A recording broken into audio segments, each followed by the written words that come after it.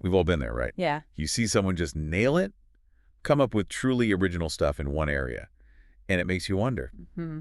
are some people just born with a creativity switch that's always on no matter what they're doing? Yeah. Is it a universal talent? It's a fascinating question, and it definitely touches on something I think many of us have pondered. Absolutely.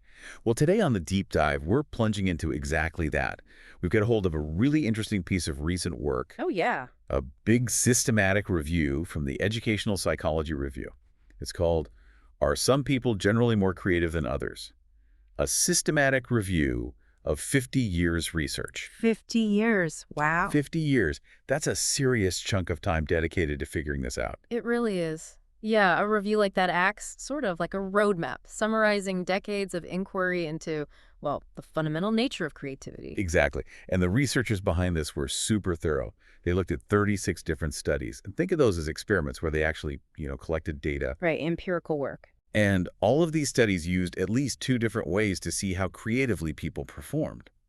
Crucially, they did this across at least 2 different areas or domains. Okay. Their main goal was to get to the bottom of this idea of domain general creativity. So they weren't just looking at whether someone is creative in, say, painting, Right. but also in maybe solving a problem at work or writing a report, trying to find if there's a consistent level of creative output within the same person across these different fields. Precisely. And that brings us to the core of what we're exploring with you today. Does the research actually support the idea of a creative superstar? Someone who's just generally more creative in everything they do? Hmm. Or is creativity more like a collection of specialized skills and knowledge that are really tied to the specific things you're working on? Yeah. This review has sifted through 50 years of research on this, so it's a pretty solid foundation for tackling a question you've likely considered yourself. After so much investigation, what have we learned? And it's worth emphasizing, like you said, 50 years of research isn't a small thing. It represents a substantial effort to understand this aspect of human capability. Definitely. So this review offers a valuable overview of the conclusions we can draw from all that work, specifically regarding whether creativity is broad or, very focused. Okay, so let's dive in. Mm. Because I think our initial thought, maybe our intuition, Yeah. when we see someone who can whip up an amazing meal and then also come up with really clever solutions at the office Yeah. is, wow, that person is just creative. It feels like it's a fundamental part of who they are.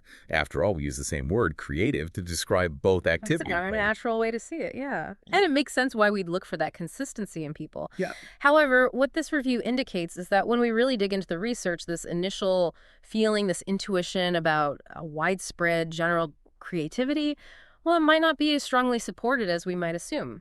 Hmm. After 50 years, the evidence suggests something a bit more nuanced. Okay, here's where it gets really interesting then.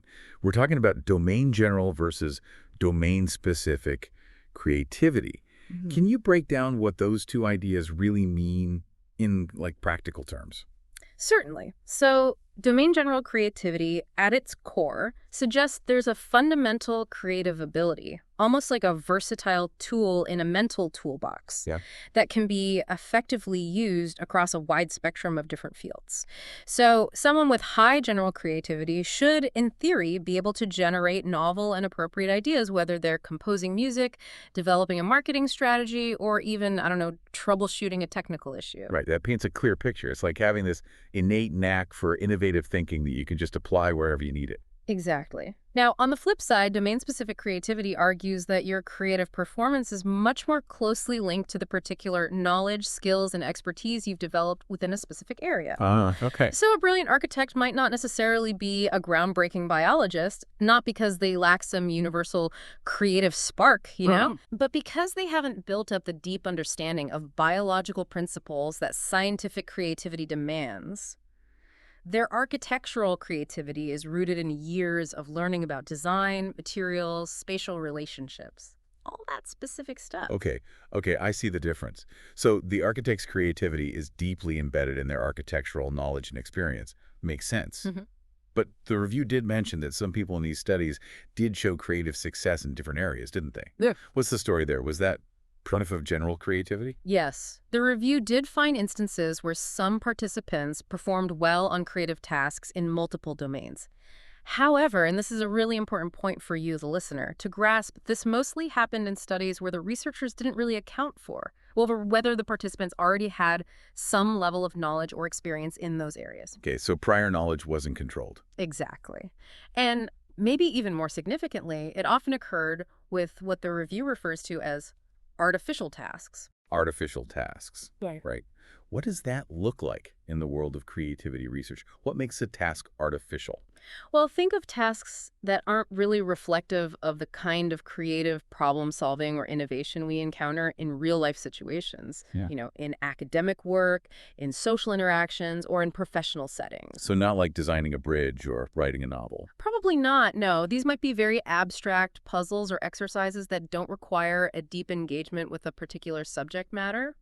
For instance, a classic creativity task is asking people to list as many possible uses for a brick. Ah, the unusual uses test. I've heard of that. Right. While it tests divergent thinking, coming up with lots of ideas, it's quite different from the creative demands of, say, actually designing a building with those bricks or writing a compelling story that features one. Ah, I understand. So someone might be good at coming up with lots of ideas for a random object, like a brick or a paperclip. But that doesn't automatically mean they'd be equally innovative designing a new medical device or composing an opera. The context, the domain, really shapes what creativity looks like. After all, the creativity needed for those tasks is just so different. Precisely. And this brings us to a really interesting distinction highlighted in the review. The subtle but significant difference between the function of creativity and its functioning. Ooh, function versus functioning. That sounds like a key insight. What's the distinction there? So, the function of creativity, the ultimate aim, if you will, is often domain general. That is, in almost any field, the goal is to generate ideas that are both novel, new, or original, and appropriate, relevant, and useful within that specific context. Okay. That fundamental purpose remains pretty consistent across different areas. Okay, so what you're trying to achieve, something new and useful, Hmm. is a pretty universal goal when we talk about being creative. That makes sense. Exactly. However, the actual way that creativity is expressed, how those novel and appropriate ideas are actually generated, that's where the domain specificity becomes really apparent. Right. The review suggests that this functioning heavily relies on the specific knowledge, skills, techniques, even the language of a particular domain. Wow. So someone might have a general inclination to be creative, maybe they're open to experience, but without the specific toolkit of a field, their ability to function creatively within it will be limited. Can you give an example? Think of it like wanting to build a birdhouse. The function is clear. Create a shelter for birds. That's the goal. Right. New and appropriate shelter. But the functioning requires knowing about different types of wood, how to use tools like saws and hammers, understanding basic birdhouse design principles. Just wanting to be creative isn't enough without those specific skills. That's a really helpful way to think about it. So Yeah. I might have a mind that's always buzzing with ideas. Maybe I'm conceptually creative. Yeah. But if I don't know anything about coding, my brilliant creative ideas for a groundbreaking new app are probably going to stay at the level of, well, vague concepts, not actual functioning code. Precisely. You might have the initial spark, the function, the idea, but you lack the technical skills and the domain understanding to truly develop that idea into something tangible and effective, the functioning. Now, the review also touched on why some of the evidence for general creativity might not be entirely convincing. They mentioned a lack of control for confounding factors. What does that tell us about the research they looked at? Yeah, this is a crucial aspect when we evaluate any research, right? A confounding factor is essentially something else that could be influencing the results, Oh. making it appear that general creativity is at play when it might actually be something else entirely. Like what?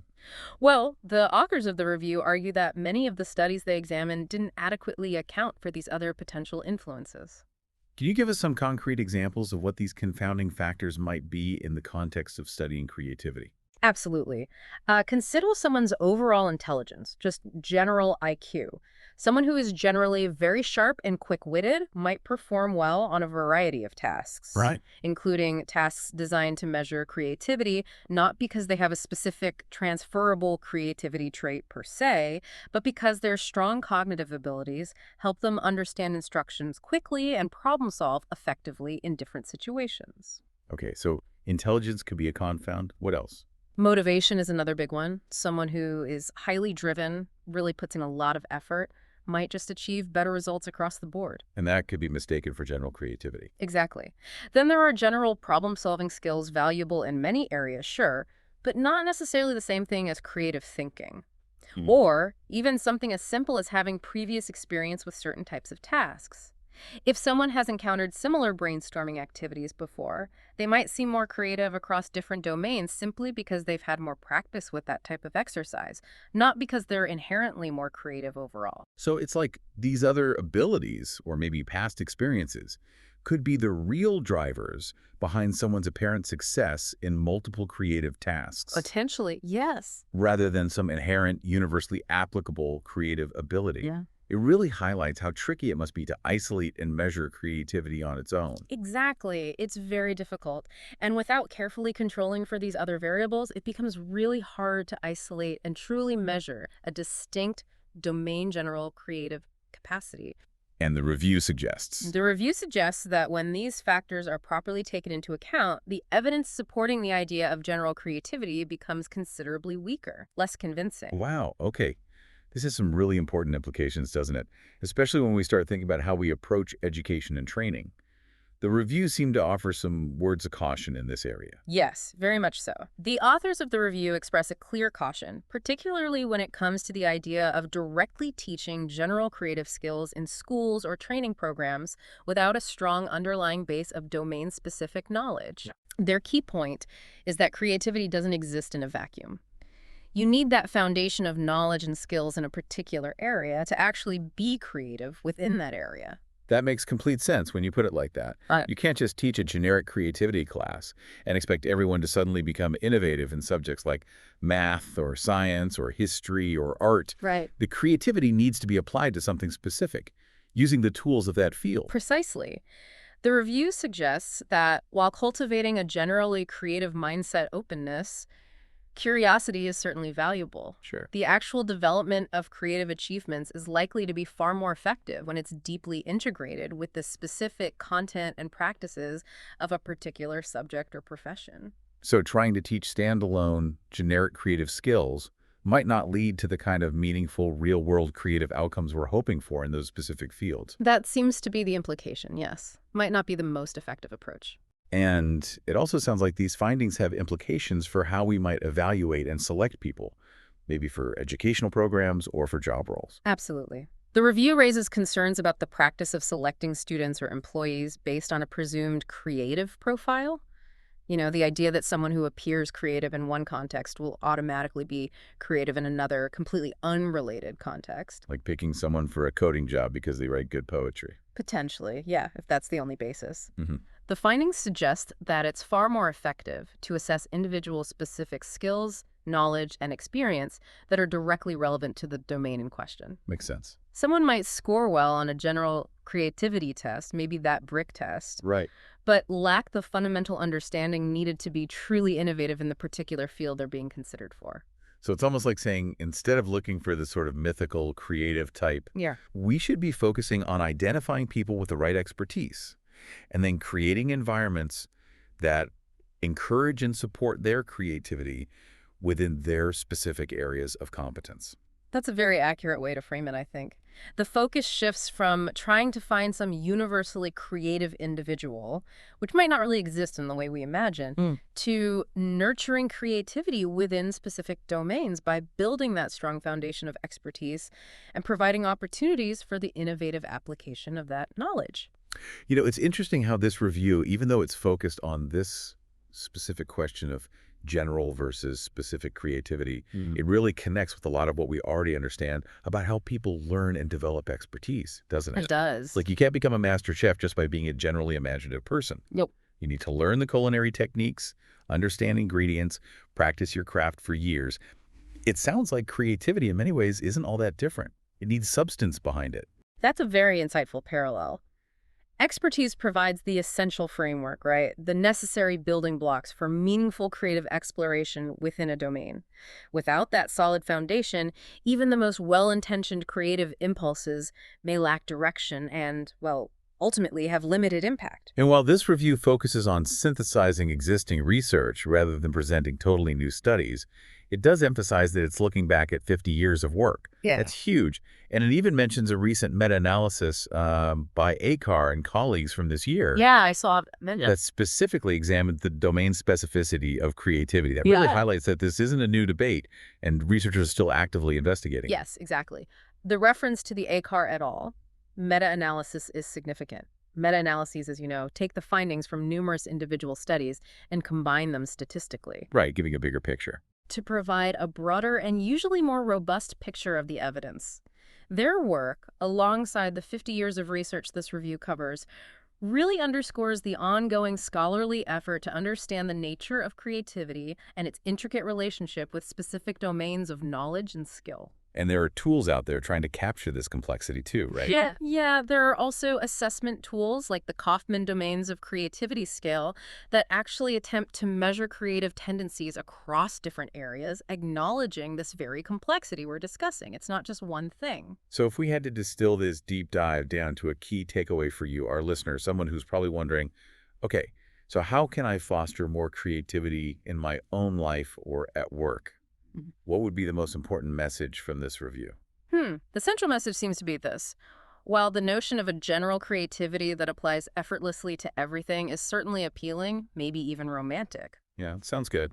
the weight of the research, especially when we account for prior knowledge and the nature of the creative tasks themselves, strongly suggests that developing your creativity is deeply connected to gaining expertise and actively engaging in practice within the specific fields that are important to you. So less focus on a magic bullet. It's less about unlocking some universal creative potential and more about cultivating creative abilities within particular areas of focus, building it brick by brick, domain by domain, perhaps. Okay, so to wrap up our deep dive into this fascinating 50-year review, the strong evidence for a general, all-purpose creativity that works effectively across every single area of life. Well, it's still proving to be quite elusive, Yeah, elusive is a good word for it. particularly when we take into account existing knowledge and ensure that the creative tasks we're looking at are actually relevant to real-world endeavors. That's a succinct and accurate summary.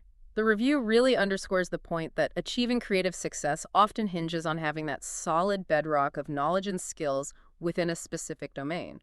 Practice matters. Expertise matters. So considering all of this, here's a thought for you, our listener, to maybe mull over. How might you shift your approach to developing your own creativity in the specific areas that truly matter to you? Mm. Perhaps it's less about trying to build up some general creativity muscle through, I don't know, abstract All exercises, right, like the brick test over and over. and more about focusing your energy on deepening your knowledge and honing your skills within your actual fields of interest, Mm. and then actively seeking out opportunities to be inventive and apply your creativity within those now well-defined boundaries. That's a powerful and potentially very effective shift in perspective, I think. It encourages a more targeted and ultimately maybe more rewarding path towards fostering your own creative growth and achievement. Definitely something worth pondering. We hope this deep dive into the research has given you a new way to think about creativity in the contexts that are most meaningful to you. And it's clear that our understanding of this complex and vital human ability continues to evolve as researchers, delve deeper. Absolutely. Thanks for joining us for this deep dive.